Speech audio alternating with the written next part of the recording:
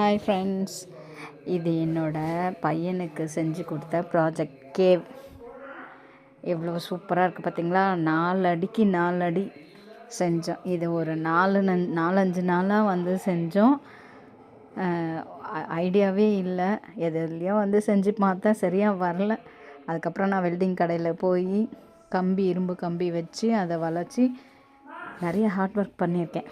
But output நல்லா தான் வந்திருக்கு. நீங்களும் பாருங்கள், பார்த்துட்டு எப்படி இருக்குன்னு கமெண்ட் பண்ணுங்கள்.